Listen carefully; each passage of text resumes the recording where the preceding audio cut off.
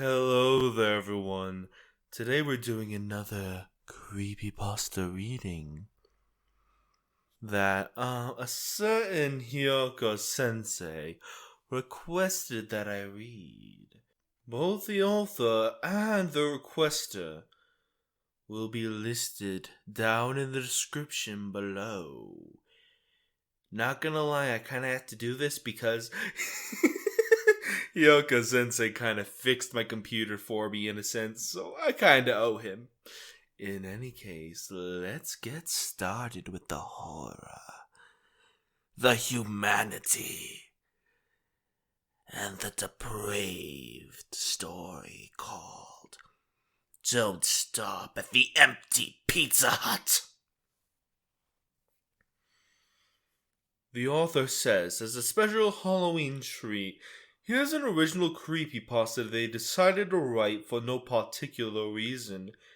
It's based off of a joke title that their brother came up with on a late-night drive.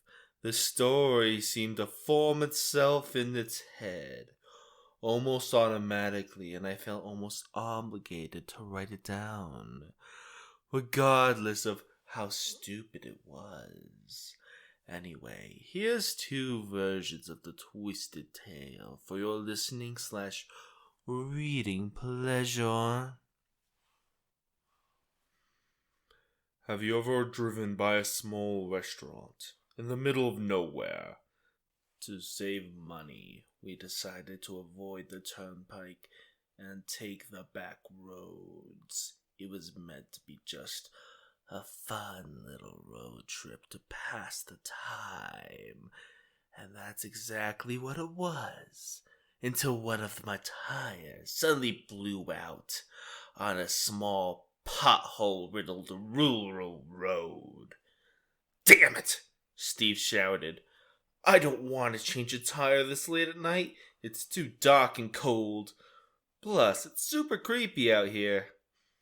I nodded in agreement and let out an exasperated sigh.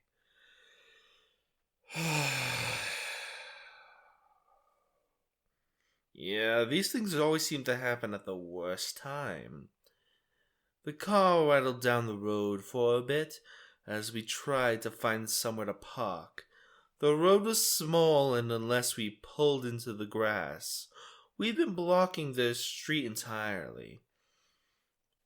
"I think I see a place up here," I said, pointing towards the distant glow of blue-tinged fluorescent lights.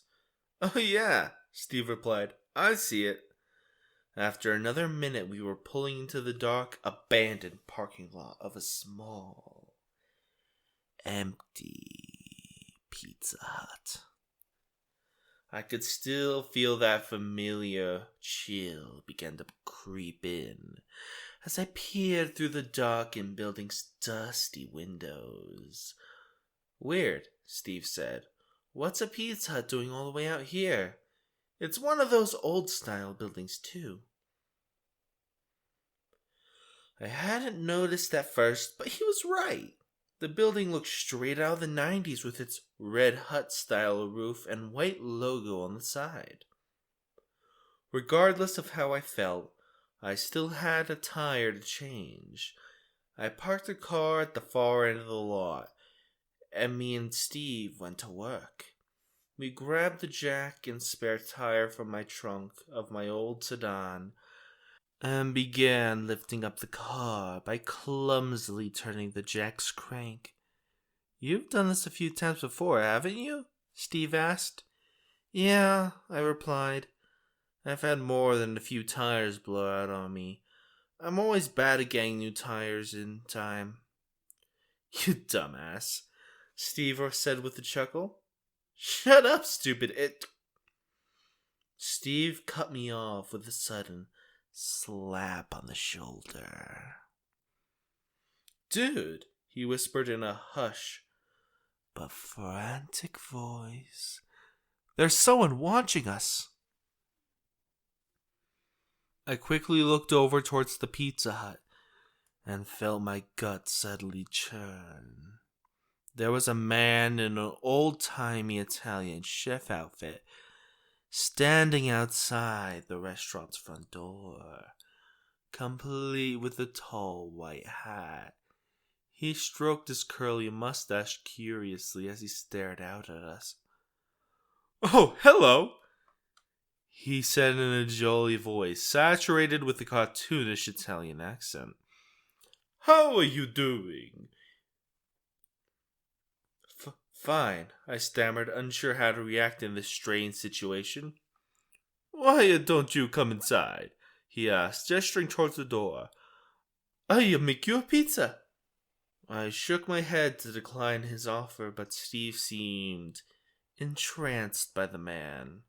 He slowly stood up and began walking towards him. "Steve?" I shouted. "Steve, where are you going? Hey!" It was no use. Steve ignored me completely.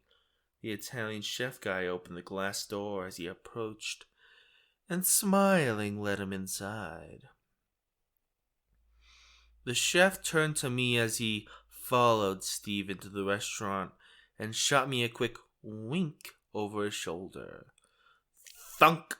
The door closed behind the strange man, leaving me all alone in the dark, empty parking lot. What the heck is going on here? I ran up to the Pizza Hut windows and peered inside, unable to spot any sign of life. Just the blue glowing fluorescent lights from the cooler. What the heck? I thought frantically, feeling cold sweat begin to cover my brow. This isn't happening. It can't be happening. I decided that I would finish changing the tire and simply wait for Steve to come back. If I didn't see him by the time I was done, then I'd start to panic. Okay then, I thought, it's settled. I let out an audible gasp as I saw that chef once again standing in front of the glass doors. This time he was holding a white cardboard pizza box, and he was gesturing with his free hand for me to come over. Come! I let out a scream of pure terror as I ran back to my car. Before I even processed what was happening, I was slamming my foot onto the gas pedal and flying out of the parking lot as fast as possible. I sped all the way home without looking back even once. Once I was back in my room, I called the police and filed a report. I left out the part about the pizza-shaped Steve because I knew no one would believe me. Eventually, they called me back with an update. There was no pizza in that location, and there never had been. To this very day, I never heard from Steve ever again. I don't know what happened to him or that guy in the chef outfit was. However, I do know one thing for certain.